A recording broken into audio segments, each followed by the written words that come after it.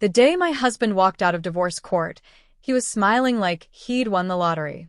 He got the house, the luxury cars, the investment accounts, even every piece of furniture he'd insisted we fight over. People looked at me with pity because I walked away carrying nothing except 2 backpacks and the hands of our 7-year-old twins. Even my own lawyer whispered that I should appeal.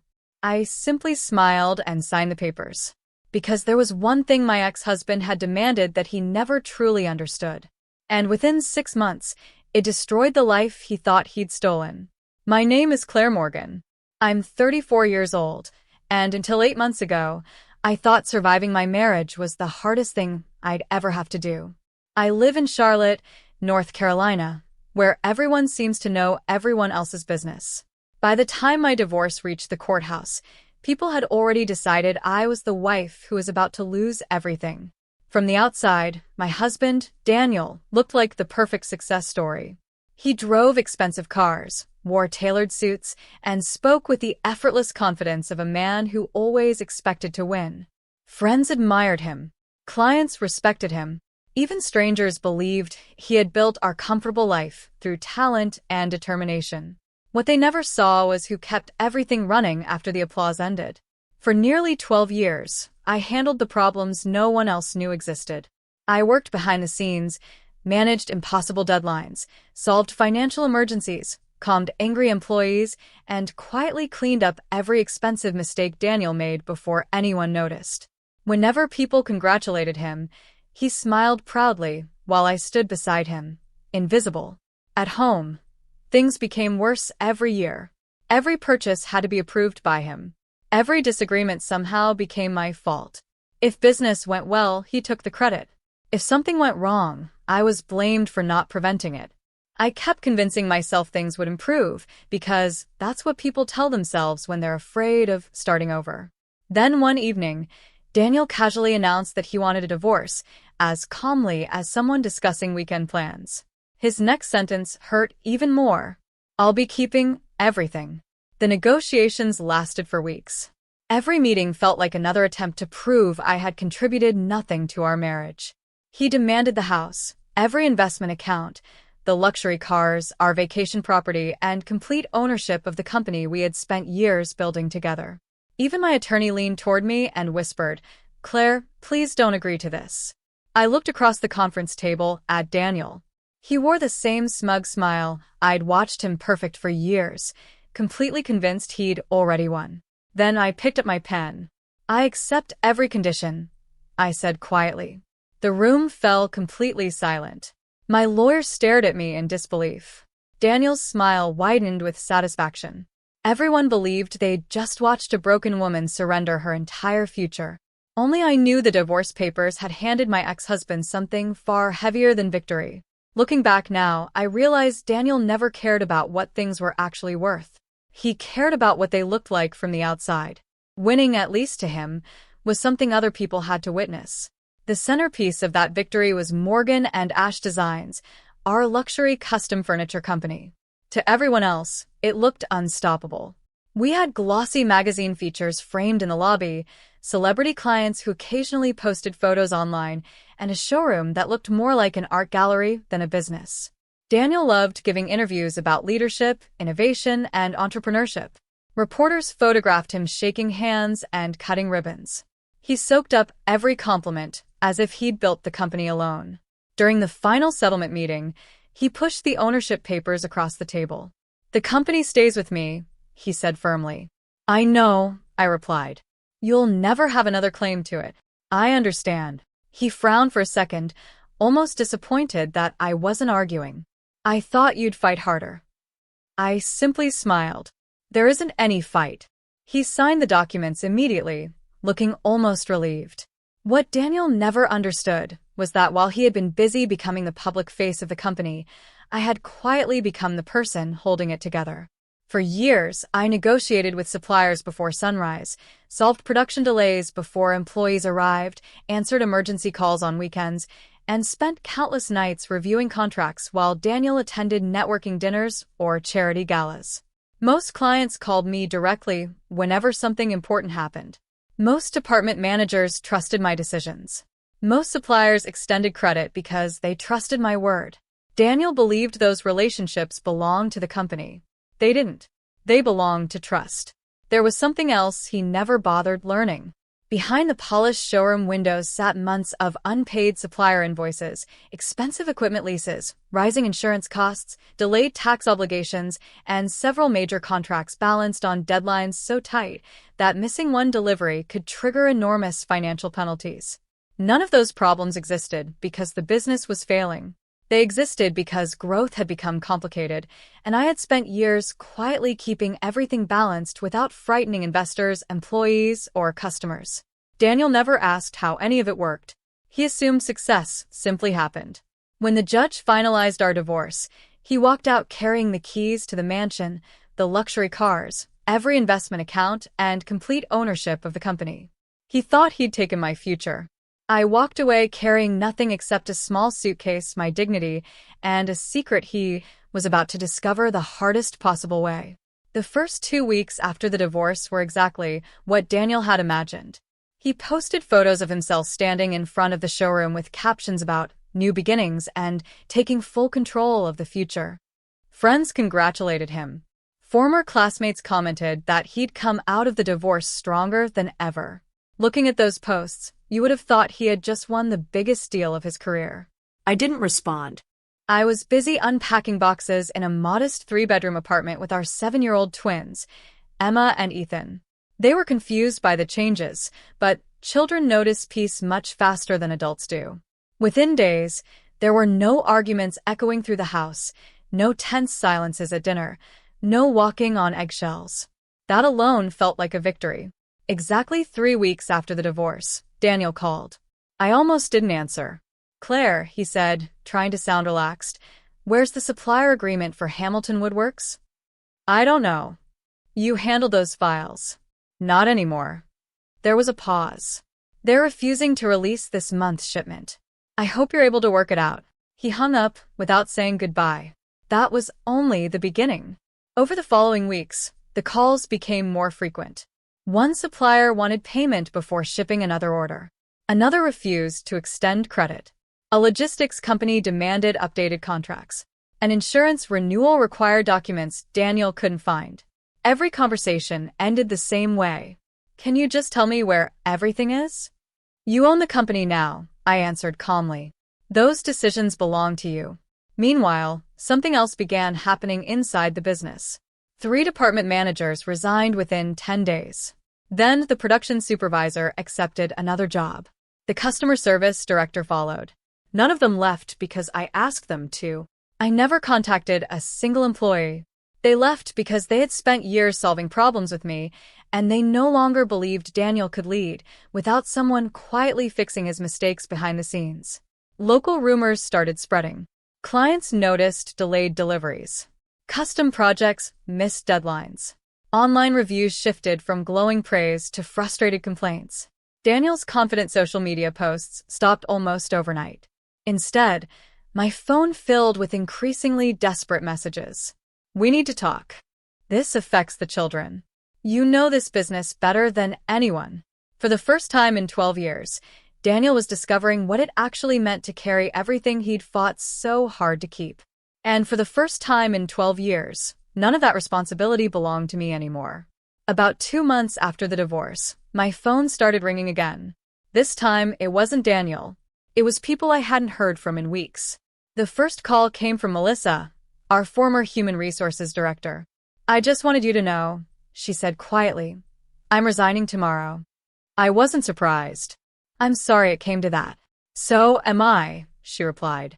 But the place isn't recognizable anymore. Over the next several days, more calls followed. A senior designer accepted another position. Our purchasing manager retired earlier than planned. 2 longtime craftsmen left for competitors. None of them were asking me for jobs. They simply wanted me to know why they couldn't stay. One conversation stayed with me more than the others. You know what everyone keeps saying? Melissa asked. What? We all thought Daniel built the company. I stayed silent. Turns out, you were the company. I didn't know how to answer that. For years, I'd worked quietly behind the scenes because I believed the business mattered more than recognition. Now that everything was unraveling, people were finally noticing who had been carrying the weight all along. A week later, a local business journal published an article about Morgan and Ash Designs. It wasn't flattering. Production delays, missed client deadlines, vendor disputes, cash flow concerns. Industry insiders questioning the company's future. Reading it felt strangely unreal. Not because I enjoyed seeing the business struggle. I didn't. Hundreds of hardworking employees had depended on that company for their livelihoods, and many of them had become close friends over the years. They deserved better than watching poor leadership undo what they'd helped build. Around the same time, my own life was beginning to move in a different direction. A longtime client called unexpectedly. "I heard you're consulting independently now." I'd rather work with a person who actually solved problems. That single project quickly became 2, then 4. Former clients recommended me to business owners facing operational challenges, and before long, my calendar was filling weeks in advance. At home, Emma and Ethan noticed the difference before I did. One evening, while we were eating homemade pizza around our tiny kitchen table, Emma smiled and said, "Mom, you laugh a lot more now." Her words caught me completely off guard. She was right. I had spent so many years surviving that I'd forgotten what peace sounded like. For the first time in a very long time, I wasn't rebuilding a company. I was rebuilding myself. And somehow, that turned out to be the stronger foundation. By the beginning of autumn, the illusion Daniel had fought so hard to protect was impossible to hide.